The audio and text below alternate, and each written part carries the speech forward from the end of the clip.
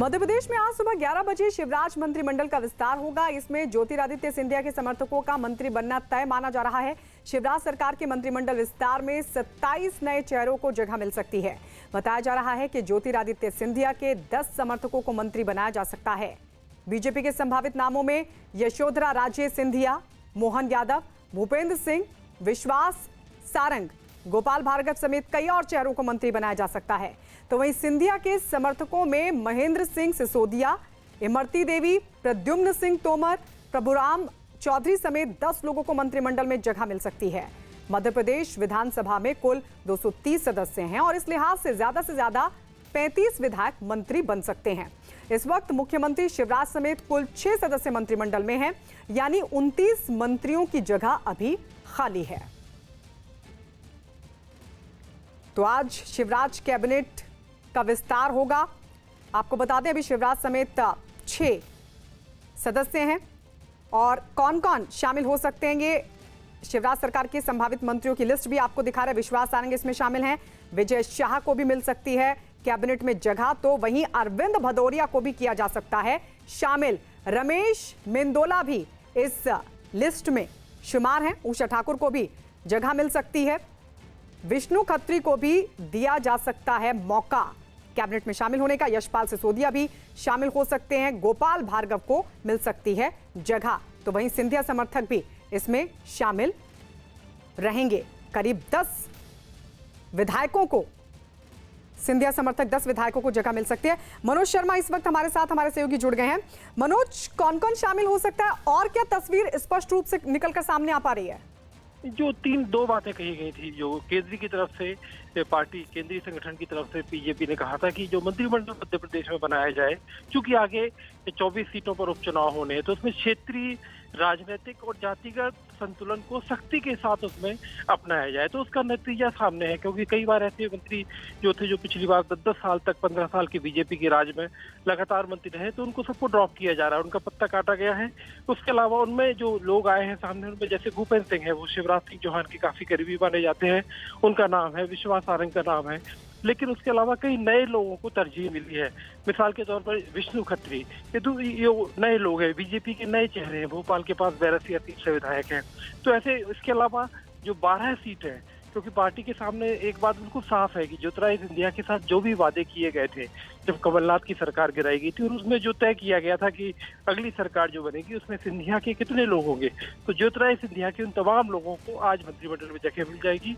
और इस तरह आप कह सकते हैं कि मोटे तौर पर 35 लोग जो मंत्री बन सकते हैं, उसमें से करीब 32 सीटें आज भर जाएंगी। 32-33 आज भरी जा सकती हैं। और आप बता भी रहे हैं कि क्षेत्रीय राजनीतिक जातिगत समीकरणों को ध्यान में रखा गया है। तो क्या मनोज, ये जो सीटें अभी खाली, उनमें पुराने लोगों को बिल्कुल जगह नहीं दी गई है, उनको शामिल नहीं किया जाएगा?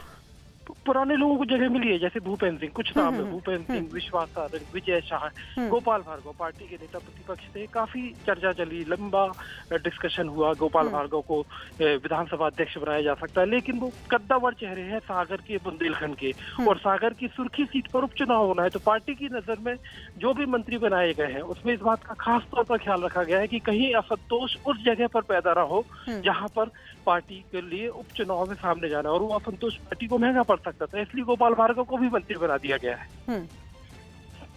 बिल्कुल, आप नजर बना के रखिएगा मनोज, हम आपके पास अपडेट के लिए लौटते रहेंगे। तो आपको बता दें शिवराज मंत्रिमंडल का आज विस्तार होगा, जहां एक तरफ बताया जा रहा है कि क्षेत्रीय राजनीतिक और जातिगत समीकरणों को उपचुनाव के मद्देनजर ध्यान में रखा गया है, तो वहीं सिंधिया समर्थक 10 विधायक भी मंत्री बन सकते हैं। मध्य प्रदेश के पूर्व सीएम कमलनाथ ने शिवराज सरकार के मंत्रिमंडल विस्तार में हुई देरी पर सवाल उठाए और इसे मध्य प्रदेश की जनता के साथ खिलवाड़ बताया। देश के इतिहास में इतने समय बाद मंत्रिमंडल बनने जा रहा है, इसके क्या कारण थे और मंत्रिमंडल बनाने का क्या परिणाम होगा, मध्य प्रदेश के भविष्य के साथ किस प्रकार का खिलवाड़ होगा, ये आगे आने वाला समय बताएगा। दिल्ली के बंगला साहिब गुरुद्वारे को सैनिटाइज करने के लिए एक ऐसे सैनिटाइजर का इस्तेमाल किया जा रहा है जिससे दावा है कि अगले 6 महीने तक गुरुद्वारे को सैनिटाइज करने की जरूरत नहीं पड़ेगी। एआई शील्ड नाम की एक कंपनी गुरुद्वारे को सैनिटाइज करने के लिए मुफ्त में अपनी ये सेवा दे रही है।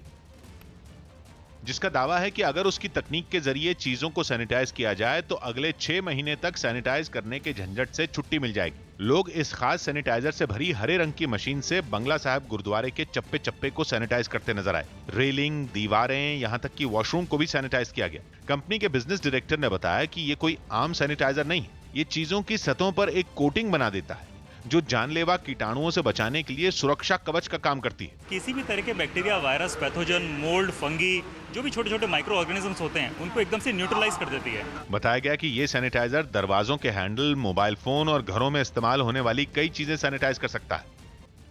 सांसदों और मंत्रियों की मांग पर रेलवे जल्द करीब 45 जोड़ी यानी कि 90 नई स्पेशल ट्रेनें शुरू कर सकती है।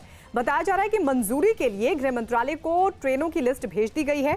इन ट्रेनों में 120 दिन आगे तक की यात्रा के लिए टिकटें बुक हो सकेंगी और साथ ही ट्रेनों में तत्काल कोटे में भी कुछ सीटें रखी जाएंगी, यानी इन स्पेशल ट्रेनों में तत्काल बुकिंग की सुविधा में मौजूद होंगी।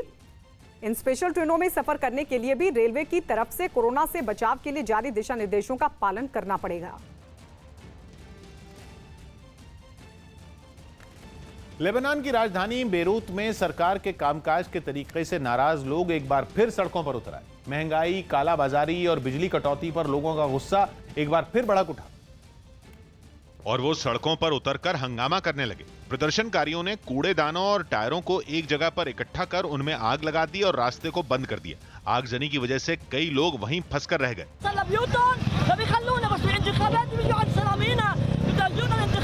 सरकार की नीतियों और कार्रवाई से नाराज लोग एक कोर्ट के बाहर जमा होकर नारेबाजी करते दिखाई दिए।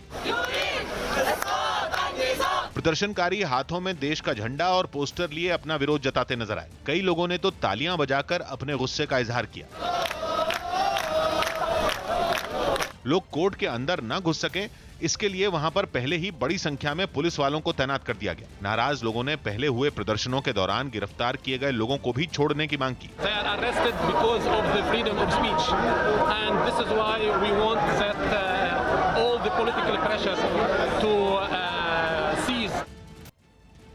टीएमसी सांसद नुसरत जहां ने टिकटॉक बैन किए जाने पर केंद्र सरकार को घेरा और चीनी ऐप पर पाबंदी लगाए जाने के फैसले को नोटबंदी जैसा बताया। এই এক রাত্রিরে ডিমনিটাইজেশন করে যেভাবে মানুষের কষ্ট হয়েছিল সেরকম ভাবে যদি এইভাবে অ্যাপসটা বন্ধ করে দেওয়ার মাধ্যমে অনেকেই আর্টিস্ট যারা রোজগার করতো তাদের অনেক চাকরি গেছে, তো তাদের জন্য সেন্ট্রাল গভর্নমেন্ট কি বলবো? উনি তো এমনি বলেছিলেন যে যুবকদের ওনারা চাকরি দেবেন। पाकिस्तान लद्दाख में भारत और चीन के बीच जारी तनाव का फायदा उठाने की कोशिश में जुट गया है। खबरें हैं कि पाकिस्तान की खुफिया एजेंसी आईएसआई ने चीन की खुफिया एजेंसी एमएसएस और आतंकी संगठन अल बद्र के बीच एक गुप्त बैठक कराई। कहा जा रहा है कि इस बैठक का मकसद कश्मीर में हथियारों की सप्लाई और टेरर फंडिंग को बढ़ावा देना हो सकता है, जिसके लिए आतंक परस्त पाकिस्तान ने ऐसा वक्त चुना है जब भारत और चीन के बीच लद्दाख में सीमा पर तनाव बना हुआ है। थाईलैंड के पटाया में एक इमारत में भीषण आग लग गई। यह हादसा एक पार्क में हुआ जो पर्यटन के लिए काफी मशहूर है। जहां की एक इमारत अचानक आग की तेज लपटों में घिरी नजर आई। उसकी ऊपरी मंजिल से धुएं का गुब्बार उठता दिखाई दिया। लोगों ने तुरंत इसकी खबर दमकल विभाग को दी, जिसके बाद दमकल की कई गाड़ियां वहां आग बुझाने के लिए पहुंच गईं। इमारत के अंदर आग इस कदर फैल चुकी थी कि दमकल कर्मी उसके अंदर नहीं पहुंच सके। वो बाहर से ही पानी की बौछार कर आग बुझाने में जुट गए। इस काम में हाइड्रोलिक क्रेन की भी मदद ली गई, जिस पर चढ़कर दमकल विभाग के लोग आग बुझाते हुए दिखाई दिए। करीब 4 घंटे की कड़ी मेहनत के बाद आग को बुझाया जा सका, लेकिन तब तक इमारत जलकर राख हो चुकी थी। बताया गया कि कोई भी आदमी इस आग की चपेट में नहीं आया। राजस्थान के जैसलमेर में पाकिस्तान से आ रही लाखों की संख्या में टिड्डियों को खत्म करने के लिए ड्रोन का इस्तेमाल शुरू कर दिया गया, ताकि आसमान से केमिकल का छिड़काव कर टिड्डियों के हमलों को रोका जा सके। राज्य के कई जिलों में टिड्डियों के हमले लगातार बढ़ रहे हैं, जिसे देखते हुए टिड्डियों को खत्म करने के लिए पाकिस्तान सीमा से लगे जैसलमेर के एक इलाके में ड्रोन के जरिए आसमान से दवा का छिड़काव किया गया। इससे पहले कुछ लोग ड्रोन में टिड्डी दलों पर छिड़काव के लिए केमिकल डालते दिखे। इसके बाद ड्रोन आसमान से पूरे इलाके में केमिकल का स्प्रे करता दिखाई दिया। पेड़ों और झाड़ियों के ऊपर बैठी टिड्डियों पर भी ड्रोन से दवा का छिड़काव किया गया। असर ये हुआ कि थोड़ी ही देर में टिड्डियों के खत्म होने का सिलसिला शुरू हो गया। हमारा केवल एकमात्र उद्देश्य यही है कि टिड्डी बिल्कुल बचे नहीं और यहाँ से बच के दूसरी स्टेट में या दूसरे जिलों में भी ना जाए। ड्रोन के अलावा गाड़ियों पर लगी स्प्रे करने वाली मशीन से भी कृषि विभाग के कर्मचारियों ने टिड्डियों पर केमिकल का छिड़काव किया, जिसके बाद लाखों की संख्या में टिड्डियां भागती दिखाई दी। इस दौरान वहां कृषि विभाग के कुछ अधिकारी भी दिखे जो कर्मचारियों को पूरे इलाके से टिड्डियों को खत्म करने का निर्देश देते नजर आए। कोरोना महामारी में ईरान में फंसे 687 भारतीय तमिलनाडु पहुंचे। केंद्र सरकार की ओर से चलाए जा रहे ऑपरेशन समुद्र सेतु के तहत इन सभी भारतीयों को वतन वापस लाया गया और इन लोगों को लेकर नौसेना का जहाज INS जलाश्व तुतुकोडी बंदरगाह पहुंचा, जिसके बाद लोग अपने सामान के साथ बंदरगाह पर उतरते नजर आए। इस दौरान सभी लोगों ने अपने मुंह पर मास्क लगाया हुआ था और साथ ही एक दूसरे से जरूरी दूरी को भी बनाए रखा।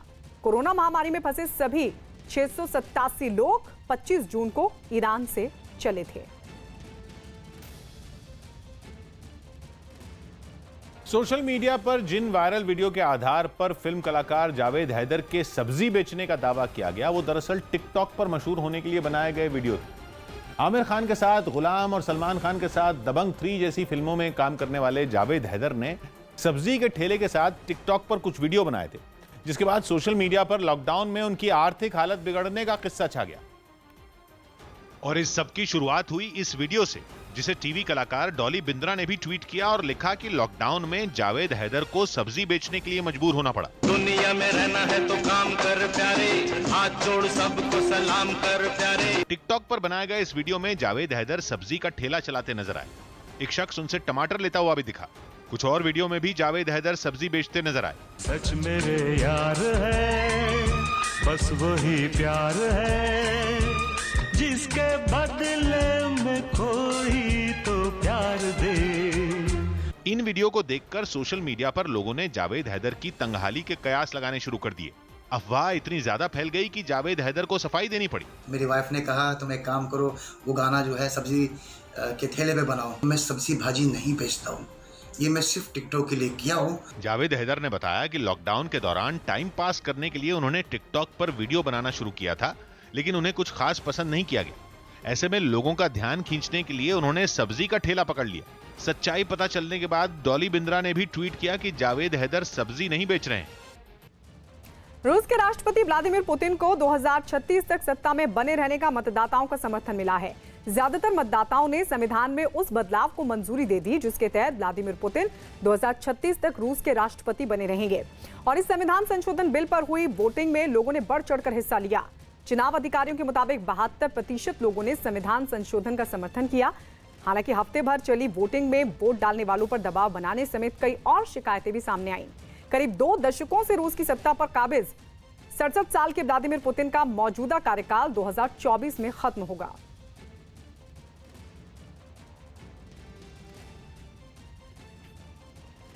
भारत के कड़े कदम से बौखलाए चीन में अब वीपीएन नाम के सर्वर पर निगरानी को सख्त कर दिया गया है। वीपीएन एक ऐसा प्राइवेट सर्वर है जिसकी मदद से चीन में बैन किए गए ऐप और चैनल देखे और इस्तेमाल किए जा सकते हैं, जिस पर अब चीन ने निगरानी कड़ी कर दी है ताकि वहां के लोग वीपीएन सर्वर का इस्तेमाल कर भारतीय चैनलों को नहीं देख सकें। इस चीन की बौखलाहट के तौर पर देखा जा रहा है इसे, क्योंकि वहां पहले से भारतीय अखबारों और चैनलों पर पाबंदी लगी हुई है। इस खबर का एक पहलू यह भी है कि जो देश भारत में उसके 59 ऐप पर बैन लगने से चिढ़ा हुआ है, वहां इस तरह की पाबंदियां मामूली बात है। चीन में फेसबुक और ट्विटर जैसे सोशल मीडिया प्लेटफॉर्म पर भी प्रतिबंध है। मतलब भारत के कदम से बौखलाया चीन खुद अपने गिरेबान में कभी झांक कर नहीं देखना चाहता। मध्य प्रदेश के इंदौर में थाने के अंदर 2 पक्षों के बीच मारपीट का एक वीडियो सामने आया, जिसके बाद थाना प्रभारी के खिलाफ कार्रवाई हुई।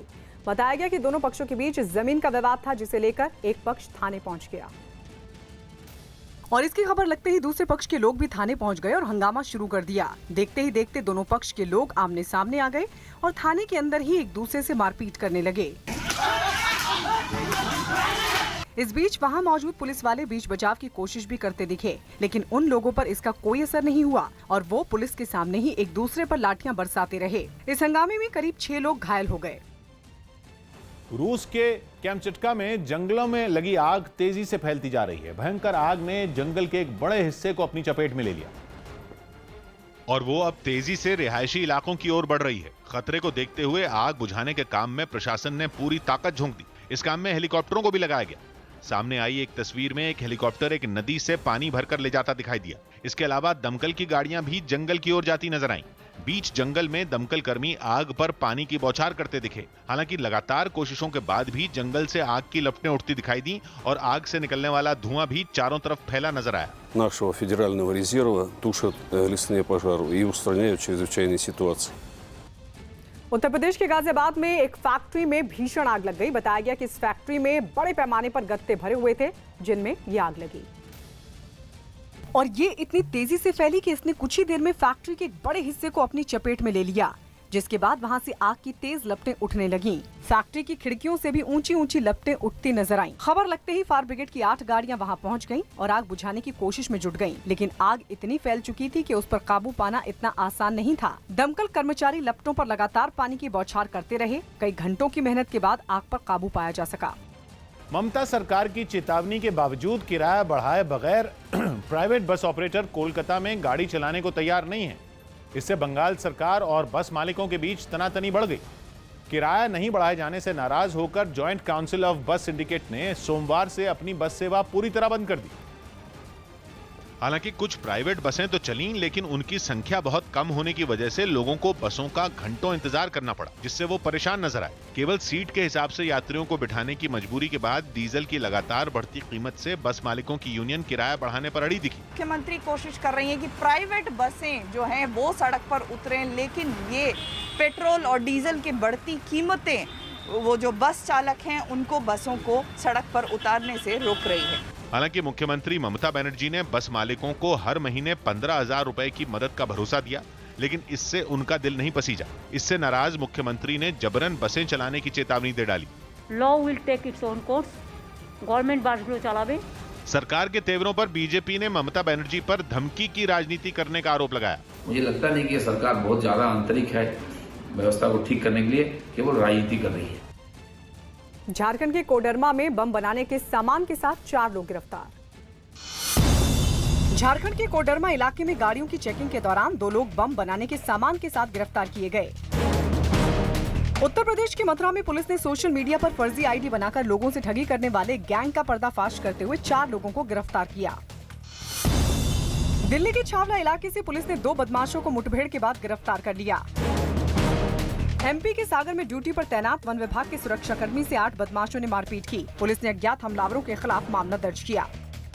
भारत विरोधी नीतियों की वजह से नेपाल के प्रधानमंत्री केपी शर्मा ओली पर इस्तीफे का दबाव बढ़ गया। हालांकि अपनी कुर्सी बचाने के लिए केपी शर्मा ओली ने अपनी पार्टी की स्टैंडिंग कमेटी की बैठक बुलाई, लेकिन कमेटी के 5 सदस्यों में 4 ने उनके ही इस्तीफे की मांग कर दी। इसके बाद नेपाल के पीएम ने बैठक को 1 दिन के लिए टाल दिया और इस्तीफा देने से भी इनकार कर दिया। इससे पहले केपी शर्मा ओली की पार्टी नेपाल कम्युनिस्ट पार्टी के अध्यक्ष पुष्पकमल दाहाल प्रचंड भी उनके इस्तीफे की मांग कर चुके हैं। लेकिन खबर है कि ओली चीन के इशारे पर काम कर रहे हैं और भारी दबाव के बीच अपनी कुर्सी बचाने की जुगत में लगे हुए हैं। भारत और चीन के बीच जारी तनातनी के मुद्दे पर जम्मू में बीजेपी कार्यकर्ताओं ने चीन के खिलाफ किया प्रदर्शन। प्रदर्शनकारियों ने 59 चीनी ऐप को बंद करने के फैसले का भी स्वागत किया और चीन के झंडे और राष्ट्रपति की तस्वीरों में आग लगाकर अपना विरोध जताया। उन्होंने भारतीय सेना के समर्थन में नारे भी लगाए। Indian army! इस दौरान प्रदर्शनकारियों के हाथों में कई पोस्टर भी दिखाई दिए, जिनके जरिए लोगों से चीन में बने सामान को न खरीदने की अपील की गई। इसके अलावा कई लोगों के हाथों में तिरंगे के साथ बीजेपी के झंडे भी नजर आए। तमिलनाडु के कड़लूर में भारत सरकार की नवरत्न कंपनियों में शामिल एनएलसी इंडिया लिमिटेड के थर्मल पावर प्लांट में बॉयलर फट गया। इस दर्दनाक हादसे में 6 लोगों की मौत हो गई, जबकि 17 घायल हो गए। क्योंकि बॉयलर में हुआ धमाका इतना बड़ा था कि वीडियो में प्लांट से आसमान में कई फीट ऊपर धुएं का गुबार उठता नजर आया। हादसे की खबर मिलते ही प्लांट में काम करने वाले कर्मचारियों के घर वाले मौके पर पहुंच गए। प्लांट के बाहर लोगों का जमावड़ा लग गया। पुलिस ने अंदर घुसने नहीं दिया तो लोग गेट पर पुलिस वालों से उलझ गए। महिलाएं तो सड़क पर बैठकर ही मातम मनाती दिखी। हादसे की वजह से प्लांट के अंदर भी अफरा तफरी का माहौल नजर आया। कर्मचारी काम छोड़कर प्लांट से निकलने लगे। वहीं घायलों को अस्पताल ले जाने के लिए एक एम्बुलेंस दौड़ती हुई प्लांट के अंदर दाखिल होती दिखी। गृह मंत्री अमित शाह ने भी ट्विटर पर हादसे पर दुख जताया। साथ ही उन्होंने राज्य सरकार की मदद करने का भरोसा भी दिया। कर्नाटक के बेंगलुरु में सोशल डिस्टेंसिंग का उल्लंघन कर कांग्रेस विधायक जमीर अहमद की उनके समर्थकों ने पूजा की। बताया गया कि कार्यकर्ता पूजा के लिए वहां जमा हुए थे और सोशल डिस्टेंसिंग नियमों को ताक पर रखकर कांग्रेस विधायक की पूजा करने लगे। कोरोना के खतरे की वजह से एक जगह पर ज्यादा लोगों के जुटने पर रोक है और इसके बावजूद वहां सैकड़ों की संख्या में भीड़ दिखाई दी। ये लोग विधायक को घेरकर उनके पैर धोते और पोंछते दिखे। इसके बाद इन लोगों ने मिलकर उन्हें फूलों का हार भी पहनाया। इस दौरान सभी लोग एक दूसरे से बेहद पास खड़े हुए दिखाई दिए। मानवाधिकार उल्लंघन के मामलों में चीन के खिलाफ विश्व स्तर पर घेरेबंदी की तैयारी शुरू हो गई और इसके लिए ब्रिटेन, ऑस्ट्रेलिया और जर्मनी समेत 27 देशों ने यूएन मानवाधिकार परिषद में वीगर मुसलमानों का मुद्दा उठाते हुए चीन पर मानवाधिकार उल्लंघन का आरोप लगाया।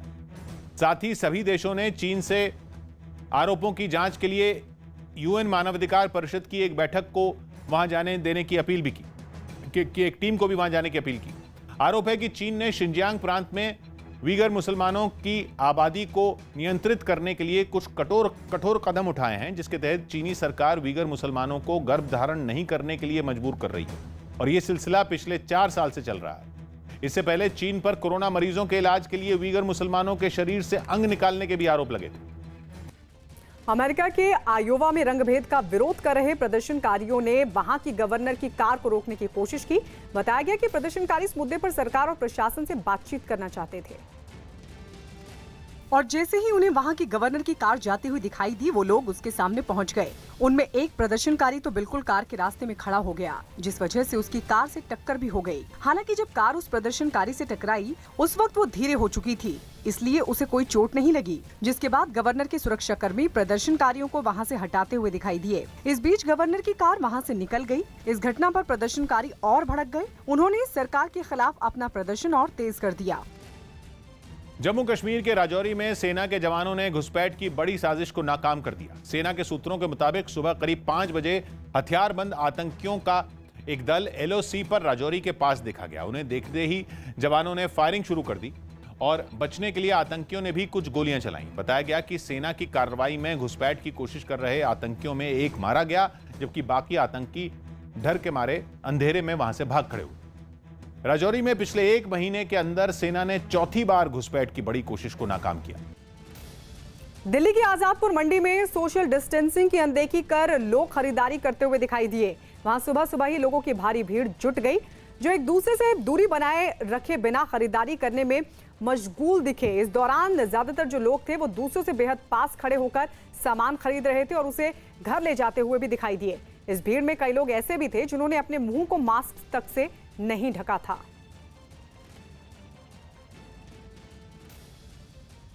राजस्थान के जयपुर में बीजेपी कार्यकर्ताओं ने चीन के सामान के खिलाफ जमकर प्रदर्शन किया, साथ ही चीन के सामान के बहिष्कार की अपील।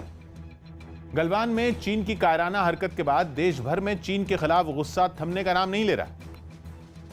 यही वजह रही कि नाराज बीजेपी कार्यकर्ताओं ने चीन के राष्ट्रपति शी जिनपिंग का पुतला फूंका और जमकर प्रदर्शन किया। उनके गुस्से का अंदाजा इस बात से लगाया जा सकता है कि इस प्रदर्शन के दौरान शी जिनपिंग के पुतले पर पोस्टर चिपकाकर गले में चीन में बने मोबाइलों की माला लटकाई गई। बीजेपी विधायक की अगुवाई में हुए इस प्रदर्शन में कार्यकर्ताओं ने हाथों में पोस्टर ले रखे थे, जिन पर चीन के खिलाफ नारों के साथ पीएम मोदी की लोकल फॉर वोकल की अपील भी लिखी हुई थी। इतना ही नहीं, बीजेपी कार्यकर्ताओं ने चीन के राष्ट्रपति शी जिनपिंग के खिलाफ जमकर नारेबाजी भी की। साथ ही पार्टी के कार्यकर्ताओं ने लोगों से चीन में बने सामान का बहिष्कार करने की अपील की। अमेरिका में कोरोना का कहर लगातार जारी है। वहां पिछले 24 घंटों में 52,000 नए मरीज मिले हैं। ये अमेरिका में एक दिन में मिलने वाले मरीजों की सबसे बड़ी संख्या है। अब तक अमेरिका में कोरोना से 1,28,000 से ज्यादा मौतें हो चुकी हैं और यही वजह है कि जो अमेरिका है वो कोरोना पॉजिटिव मामलों में सबसे आगे है। अमेरिका नंबर 1 पर बना हुआ है। दुनिया भर में अगर कोरोना से जूझ रहे देशों की बात करें तो सबसे पहले पायदान पर अमेरिका बना हुआ है और इस सबके बीच 24 घंटे में जो आंकड़ा सामने आया है वो अब तक का सबसे बड़ा आंकड़ा अमेरिका में बताया जा रहा है। 24 घंटों में 52,000 नए मरीज मिले हैं कोरोना के और ये अमेरिका में एक दिन में मिलने वाले मरीजों की सबसे बड़ी संख्या है। तेल की बढ़ी कीमतों के खिलाफ दिल्ली में सड़कों पर उतरे आम आदमी पार्टी के कार्यकर्ताओं ने कोरोना से बचाव के लिए जरूरी नियमों का पालन नहीं किया। आम आदमी पार्टी की तरफ से दीनदयाल उपाध्याय मार्ग पर बीजेपी के दफ्तर तक मार्च निकालने की कोशिश की गई। और प्रदर्शनकारी एक दूसरे से जरूरी दूरी बनाकर भी खड़े नहीं हुए। सोशल डिस्टेंसिंग का कहीं कोई पालन करता हुआ नजर नहीं आ रहा है। ऐसे में लगातार अनाउंसमेंट्स की जा रही है कि जो लोग यहाँ आए हैं वो सोशल डिस्टेंसिंग का पालन करें। तेल की बढ़ी कीमतों के खिलाफ निकाले गए इस मार्च में कुछ कार्यकर्ता तो ऐसे भी दिखे जिन्होंने खाना पूर्ति के लिए ही मास्क पहने थे। मतलब उनके पास मास्क तो थे, लेकिन ये मास्क चेहरों पर नहीं, उनकी गर्दन पर लटके नजर आए। बीजेपी दफ्तर पहुंचने से पहले प्रदर्शनकारियों को वहां लगाए गए बैरिकेड पर रोक लिया गया। इस दौरान कोरोना के खतरे के बावजूद कार्यकर्ता एक दूसरे पर गिरते हुए सड़क पर धरने पर बैठ गए। नियमों की अनदेखी को देखते हुए पुलिस ने कई प्रदर्शनकारियों को हिरासत में ले लिया। लगातार ये अनाउंसमेंट्स भी हो रही है कि किसी भी तरीके का धरना प्रदर्शन अभी अलाउड नहीं है, जिस वजह से इन तमाम लोगों को यहाँ से डिटेन करके ले जाया गया है। गाजियाबाद में इंदिरापुरम के दिल्ली पब्लिक स्कूल में टीचरों और कर्मचारियों को निकाले जाने और वेतन में कटौती के मामले की मजिस्ट्रेट जांच के आदेश दे दिए गए हैं। स्कूल प्रशासन ने 50 से ज्यादा टीचरों और कर्मचारियों को नौकरी से निकाल दिया और इसी मामले को लेकर कई टीचर और कर्मचारी डीएम दफ्तर के बाहर पहुंच गए। इन लोगों ने डीएम से लेकर मुख्यमंत्री तक से इंसाफ दिलाने की गुहार की। टीचरों ने दावा किया कि स्कूल ने काम नहीं करने के आरोप में इन लोगों को नौकरी से निकाल दिया, जबकि स्कूल प्रशासन ने अपने फैसले को सही ठहराते हुए निकाले गए सभी टीचरों को गैर जिम्मेदार बता दिया। डीपीएस स्कूल इंदिरापुरम से 50 से ज्यादा कर्मचारियों को बाहर निकालने का मामला जब तूल पकड़ने लगा तो स्कूल प्रशासन ने सभी पेरेंट्स को एक सर्कुलर जारी किया, जिसे 30 जून को जारी किया गया है और उसमें स्कूल प्रशासन ने यह माना है कि उन्होंने 50 से ज्यादा लोगों को निकाला है। वहीं इस मामले की तूल पकड़ने के बाद अब प्रशासन ने जांच के आदेश दिए और 5 दिन में रिपोर्ट मांगी। ज्वाइंट जांच दी है इसमें बीएसए साहब और डीआईएस दोनों को, तो इनकी जांच के लिए टाइम दिया जाएगा, कम से कम एक दिन का टाइम देकर परसों इसकी सुनवाई करेंगे दोनों की। चीन से चल रही तनातनी के बीच कुछ हैरान करने वाले आंकड़े सामने आए हैं, जिनसे साफ होता है कि चीन से कारोबारी रिश्ते तोड़ने के बाद भी भारत की अर्थव्यवस्था पर कुछ ज्यादा फर्क नहीं पड़ने वाला, क्योंकि आंकड़े बताते हैं कि भारत में फॉरेन डायरेक्ट इन्वेस्टमेंट यानी विदेशी कंपनियों की तरफ से भारत में किए जाने वाले कुल निवेश का केवल आधा प्रतिशत यानी 1% से भी कम हिस्सा चीन से आता है। भारत में जिन देशों से एफडीआई के तौर पर निवेश आता है उनमें चीन 18वें नंबर पर है। एक अहम जानकारी यह भी सामने आई कि 20 अप्रैल से ही भारत सरकार ने चीन से आने वाले एफडीआई पर काफी हद तक रोक लगा दी और सख्ती का आलम यह था कि बिना सरकार की इजाजत के चीन की भी किसी भी कंपनी के छोटे से छोटे निवेश पर रोक लगा दी गई थी। इसीलिए माना यह जा रहा है कि चीन के खिलाफ आर्थिक मोर्चे पर कड़े फैसलों से भारत को कोई खास फर्क नहीं पड़ने वाला। उत्तर प्रदेश के गाजीपुर में एक तेज रफ्तार कार बेकाबू होकर एक दुकान में जा घुसी और इस घटना का सीसीटीवी वीडियो भी सामने आया, जो सोशल मीडिया पर वायरल हो गया, जिसमें दिखा कि एक तेज रफ्तार कार अचानक सड़क किनारे एक दुकान में घुस गई। हादसे के वक्त कार की रफ्तार इतनी अधिक थी कि सामने से आ रही दूसरी गाड़ी को देखकर वो रुक नहीं सकी और उसने दुकान में जाकर जोरदार टक्कर मार दी। गनीमत रही कि दुकान बंद हो चुकी थी, इसलिए कोई आदमी उस कार की चपेट में नहीं आया। इस टक्कर के बाद कार की पिछली सीट से एक लड़का निकला और सड़क की ओर भाग गया, जिसके बाद ड्राइवर कार को पीछे कर दोबारा सड़क पर अपनी कार ले गया। इस टक्कर से कार का अगला हिस्सा टूटा हुआ नजर आया, लेकिन इसके बावजूद ड्राइवर कार को लेकर वहां से फरार हो गया।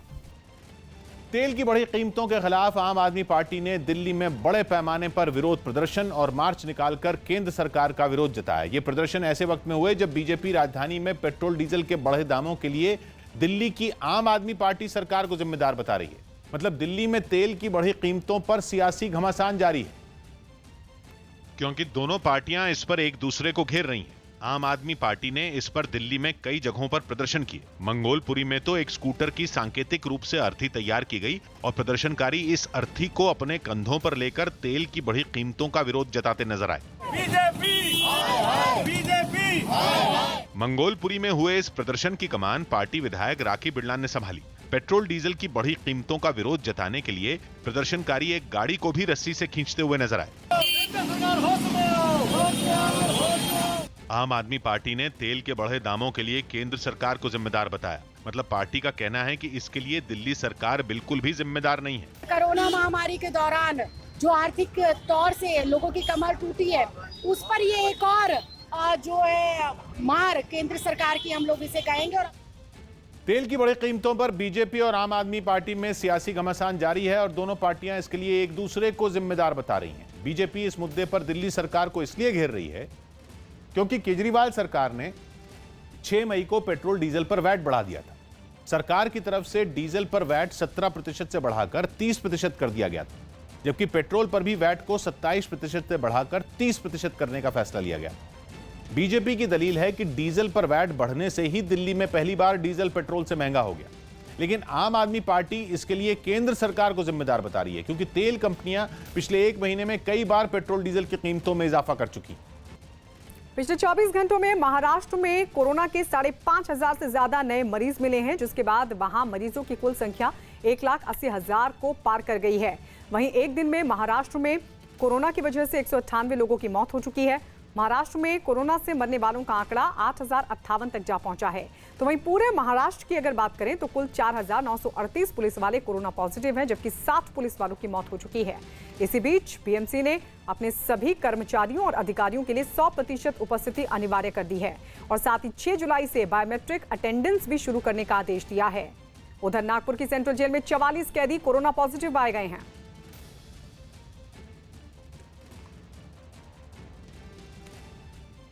असम में कोरोना का कहर बढ़ने के साथ भारी बारिश और बाढ़ ने भी गंभीर रूप ले लिया।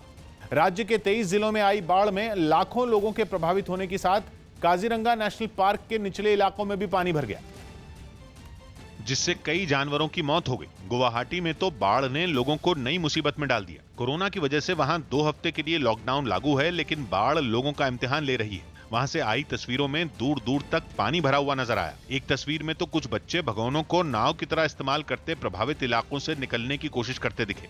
इसके अलावा नावों की मदद से भी लोग सुरक्षित इलाकों की तरफ जाते हुए नजर आए। एक सींग वाले गैंडे के लिए दुनिया भर में मशहूर काजीरंगा नेशनल पार्क के निचले इलाकों में भी ब्रह्मपुत्र नदी का पानी घुस आया। एक तस्वीर में तो पहाड़ा नाम के जानवर, जो हिरणों की एक दुर्लभ प्रजाति में आते हैं, उन्हें गर्दन तक बाढ़ में फंसे हुए देखा गया। इसी तरह एक दूसरी तस्वीर में दिखा कि अवैध शिकारियों पर निगरानी के लिए बना एक वॉच टावर भी बाढ़ की भेंट चढ़ गया। क्योंकि असम में ब्रह्मपुत्र और उसकी सहायक नदियों का जलस्तर लगातार खतरे के निशान से ऊपर बना हुआ है और ये नदियां राज्य में बाढ़ की वजह बन रही हैं। राज्य में अब तक बाढ़ की वजह से 27 लोगों की मौत हो चुकी है। इसके अलावा असम के 23 जिलों में 14 लाख से ज्यादा लोग बाढ़ से प्रभावित बताए जा रहे हैं। 75,000 हेक्टेयर जमीन पर फैली फसल को भी बाढ़ से नुकसान पहुंचने का अनुमान है। इसके अलावा राज्य में बने 265 राहत शिविरों में 25,000 से ज्यादा लोगों के शरण लेने की जानकारी है। बताया जा रहा है कि काजीरंगा नेशनल पार्क में भी बाढ़ की वजह से 14 जानवरों की मौत हो चुकी है। इन 14 जानवरों में एक सींग वाला गैंडा भी है, इसके अलावा हिरणों की दुर्लभ प्रजातियों में शामिल 13 पहाड़ों की भी वहां पर मौत हो चुकी है। दिल्ली के छावला में पुलिस ने मुठभेड़ के बाद 2 बदमाशों को गिरफ्तार कर लिया है। पकड़े गए दोनों बदमाशों के पैर में गोली लगी है। पुलिस की माने तो गिरफ्तार किए गए दोनों बदमाशों पर कुछ दिन पहले नजफगढ़ इलाके में एक गहनों की दुकान पर फायरिंग करने का आरोप है। इतना ही नहीं, विकास और ब्रजेश नाम के दोनों बदमाशों पर दिल्ली और हरियाणा में हत्या, अवैध वसूली के कई और मामले भी दर्ज हैं।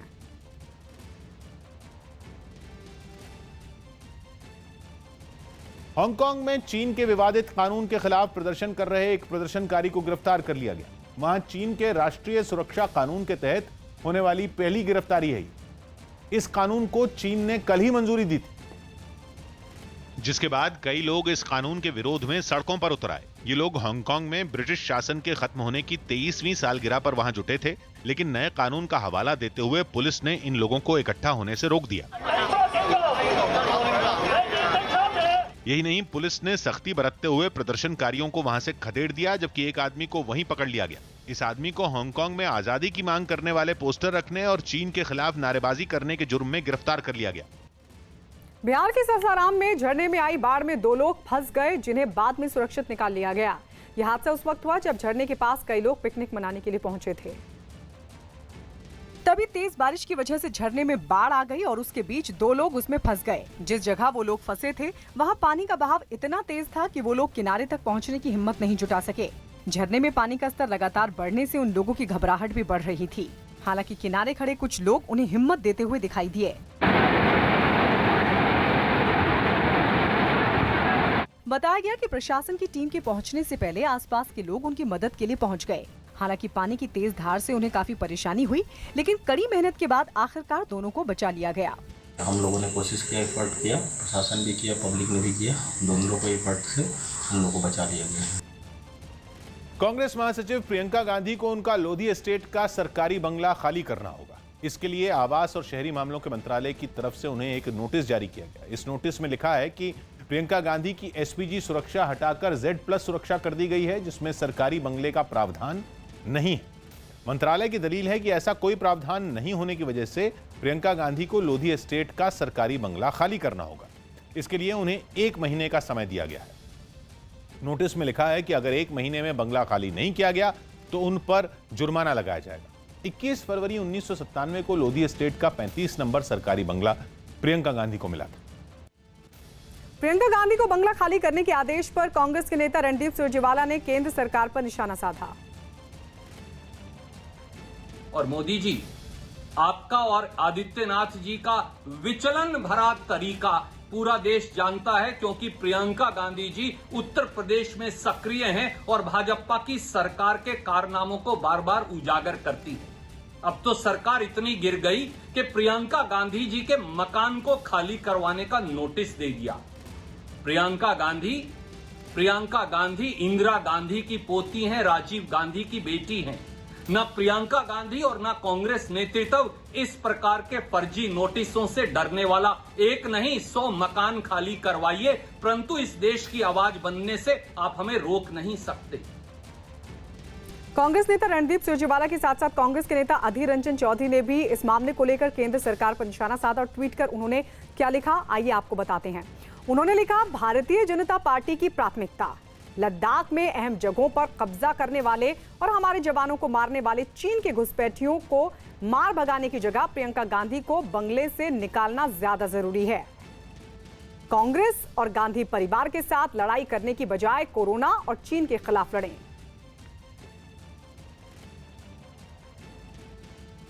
उधर बीजेपी ये दावा कर रही है कि प्रियंका गांधी के बंगले को लेकर जो आदेश जारी हुआ है वो नियमों के मुताबिक है। क्या आप अगर सरकारी मकान में रहेंगे, क्योंकि उनके पास अभी Z कैटेगरी के CRPF की सुरक्षा है, तो क्या आप सरकारी मकान में ही रहेंगे तो आपकी सुरक्षा है? बाकी जगह अगर अपने घर में रहेंगे, अपने फार्म हाउस पर रहेंगे, तो क्या उसमें सुरक्षा नहीं? वो डायनेस्टिक डेमोक्रेसी जो था, एक परिवार के केंद्रित जो लोकतंत्र था, वो एक अध्याय समाप्त हो रहा है। तो शायद इस बात का कांग्रेस के मित्रों को बड़ा दुख होगा, लेकिन सरकार के कानून और नियम सबके लिए बराबर होते हैं। कोलकाता में टीएमसी सांसद नुसरत जहां इस्कॉन की तरफ से आयोजित उल्टा रथ यात्रा में शामिल हुई। भगवान जगन्नाथ, सुभद्रा और बलराम की मौसी के घर से वापसी को उल्टा रथ यात्रा कहते हैं। पिछले साल मांग में सिंदूर लगाने और रथ यात्रा में शामिल होने पर नुसरत जहां के खिलाफ फतवा तक जारी हो गया था, लेकिन इसके बाद भी वो अपने पति निखिल के साथ इस्कॉन की तरफ से आयोजित उल्टा रथ यात्रा में शामिल होने पहुंच गए, जहां उन्होंने भगवान जगन्नाथ की आरती की। इस दौरान कोरोना से बचने के लिए नुसरत जहां और उनके पति मुंह पर मास्क लगाए दिखे। न तो भव्य रथ है, न ही वो तामझाम। नुसरत जहां अभिनेत्री और सांसद आज भी यहाँ पर मौजूद हैं। पिछले साल रथ यात्रा में शामिल होने पर नुसरत जहां के खिलाफ फतवे तक जारी हो गए थे। इससे पहले टीएमसी सांसद नुसरत जहां आम के पत्तों की मदद से वहां पानी छिड़कती दिखी। इसके बाद वो पति निखिल के साथ जमीन पर फूल भी बिखेरती नजर आई। बाद में वो इस्कॉन की तरफ से बनाए गए सांकेतिक रथ को भी खींचती दिखाई दी। इस बीच वहां मौजूद मंदिर के पुजारी भगवान जगन्नाथ, सुभद्रा और बलराम को हाथों में उठाकर झूला झुलाते दिखे, जबकि कुछ लोग ढोलक और झाल बजाते हुए नाचते नजर आए। इस उल्टा रथ यात्रा में लोगों की भारी भीड़ दिखी। कोरोना से बचने के लिए ज्यादातर लोग मुंह पर मास्क लगाए दिखे, लेकिन उनके बीच सोशल डिस्टेंसिंग की कमी नजर आई। बाद में नुसरत जहां ने मीडिया से बातचीत की, जिसमें उन्होंने लोगों से कोरोना से बचने के लिए बनाए गए नियमों का पालन करने की अपील की। সকলে কিন্তু মাস্ক পরে সোশ্যাল ডিস্টেন্সিং মেনটেন করে। पेट्रोल और डीजल की बढ़ी हुई कीमतों के खिलाफ कर्नाटक के बेंगलुरु में अनोखा प्रदर्शन किया गया। इस प्रदर्शन में कुछ सामाजिक संगठनों ने भी हिस्सा लिया, जिन्होंने एक कार को गधों से खिंचवाकर पेट्रोल और डीजल के दाम बढ़ाए जाने पर अपना विरोध जताया। इस दौरान एक आदमी कार के अगले हिस्से पर बैठा हुआ नजर आया, जिसने गधों के गले में बंधी रस्सियों की डोर अपने हाथ में पकड़ी हुई थी। इस दौरान कई लोग उसके साथ चलते हुए भी दिखाई दिए। प्रदर्शनकारियों के हाथों में कई पोस्टर्स भी थे, जिनके जरिए उन्होंने पेट्रोल और डीजल के दाम कम करने की मांग उठाई। उनका प्रदर्शन शहर के कई इलाकों से होकर गुजरा।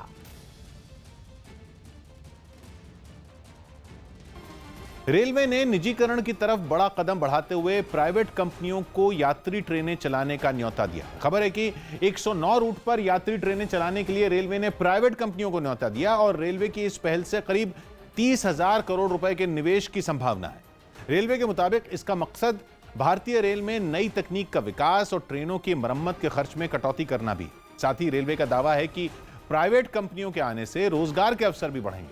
बताया गया कि जिन यात्री ट्रेनों का जिम्मा प्राइवेट कंपनियां संभालेंगी, उन सभी ट्रेनों में कम से कम 16 बोगियां होंगी और उन ट्रेनों की अधिकतम रफ्तार 160 किलोमीटर प्रति घंटा होगी।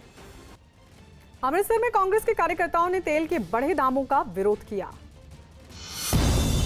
पंजाब के अमृतसर में कांग्रेस कार्यकर्ताओं ने पेट्रोल, डीजल और रसोई गैस की कीमतों में लगातार बढ़ोतरी के खिलाफ विरोध प्रदर्शन किया। जम्मू में भी कांग्रेस कार्यकर्ताओं ने सड़क पर उतरकर सरकार से पेट्रोल, डीजल की बढ़ी हुई कीमतें घटाने की मांग की।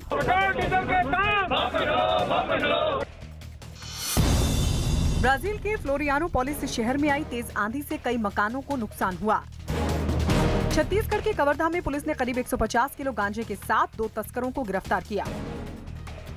जम्मू कश्मीर के सोपोर में आतंकियों से हुई मुठभेड़ के दौरान फंसे एक बच्चे को सीआरपीएफ के जवानों ने बचा लिया, लेकिन इसमें एक जवान शहीद हो गया। घटना तब हुई जब सुरक्षा बल के जवान गाड़ियों से उतरकर अपनी ड्यूटी वाली जगह पर जा रहे थे।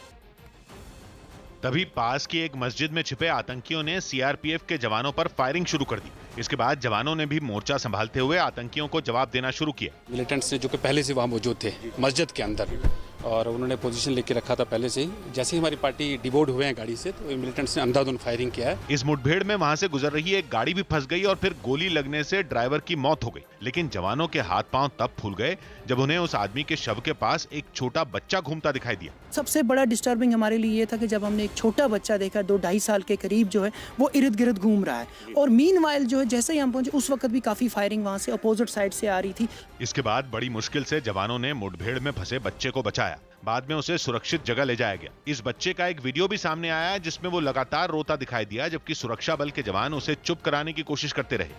वो देखो आपके लिए बिस्किट भी लाया, चॉकलेट लाया, चॉकलेट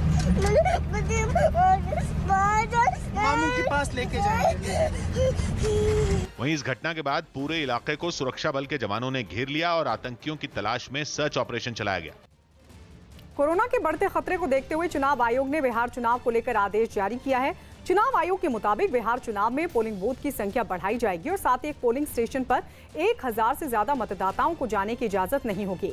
चुनाव आयोग के मुताबिक बिहार चुनाव में कोरोना पॉजिटिव और 65 साल की उम्र से ज्यादा के मतदाता घर से ही पोस्टल बैलेट के जरिए मतदान कर सकेंगे।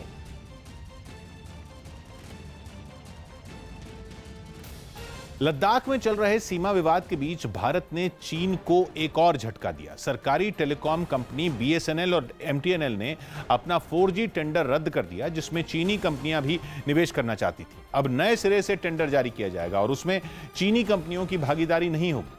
कुछ दिन पहले सरकार ने बीएसएनएल और एमटीएनएल को निर्देश दिए थे कि वो चीन की कंपनियों का सामान न खरीदें, जिसके बाद यह फैसला लिया गया।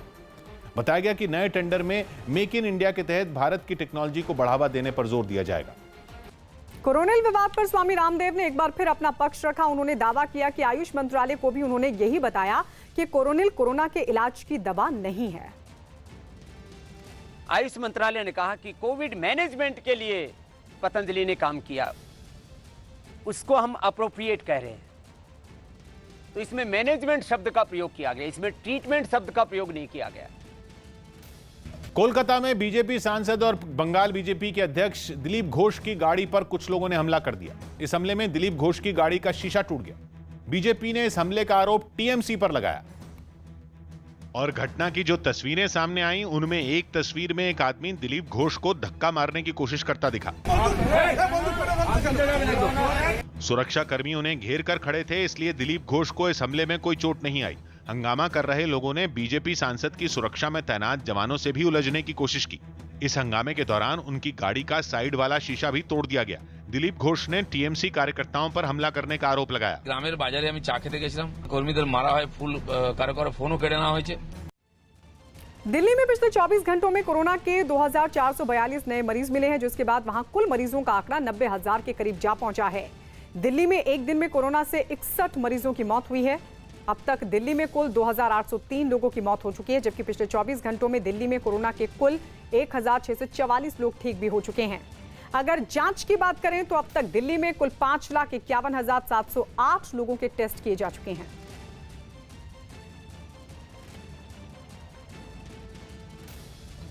कोरोना वायरस की वजह से 4 महीने तक बंद रहने के बाद जापान के टोक्यो में मौजूद डिज्नीलैंड को फिर खोल दिया गया। डिज्नीलैंड के खुलते ही वहां लोगों की भीड़ उमड़ पड़ी।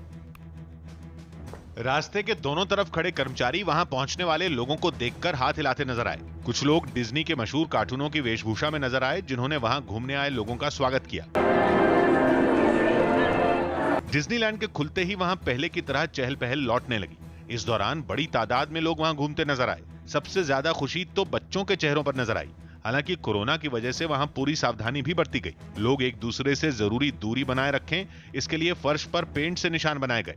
मास्क लगाने के नियम का सख्ती से पालन करवाया गया। यही नहीं, अंदर जाने से पहले हर किसी की अच्छी तरह जांच भी की गई। दिल्ली के मुख्यमंत्री अरविंद केजरीवाल ने दावा किया कि दिल्ली में कोरोना मरीजों की संख्या घट रही है और हालात काबू में हैं।